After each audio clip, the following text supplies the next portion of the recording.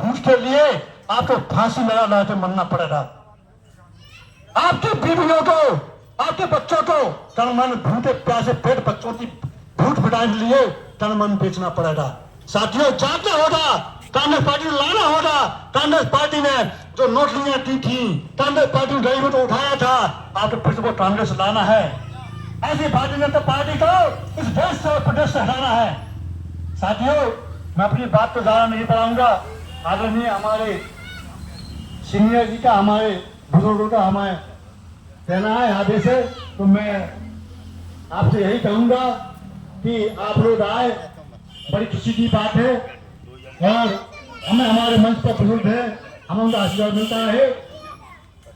और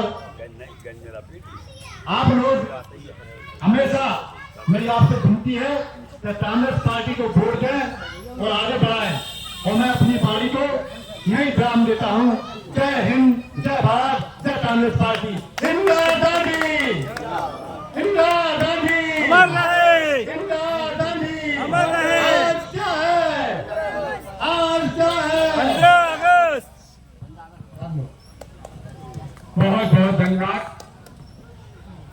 अपनी बात बड़े कायदे से रखने का तरीका कोतवाल ने आज के मौजूदा हालात से तबसरा किया।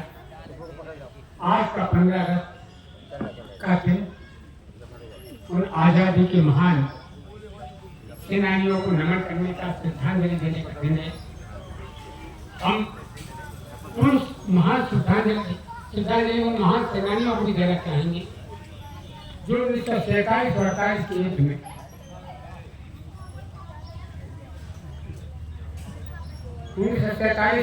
में शहीद हुए।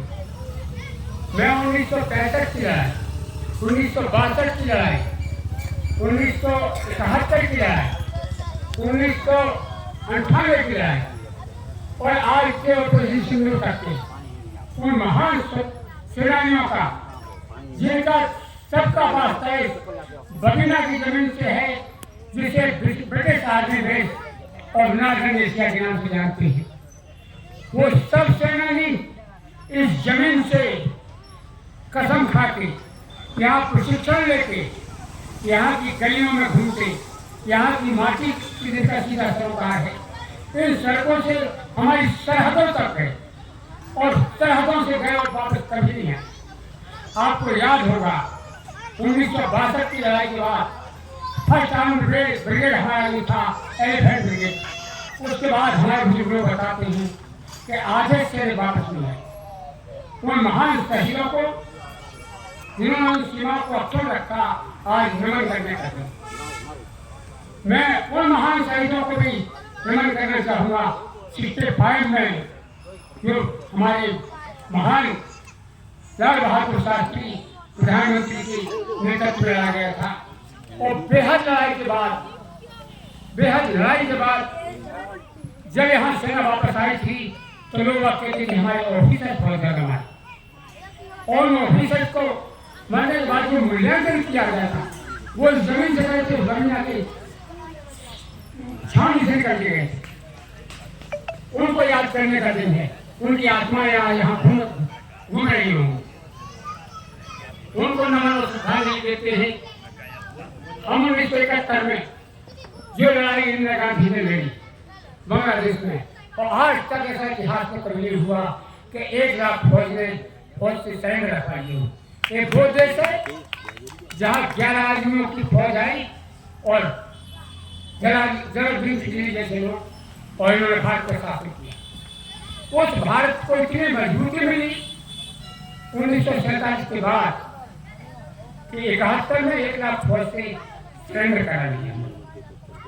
1 लाख फौज ने सरेंडर किया भारत की सेनाओं के सामने।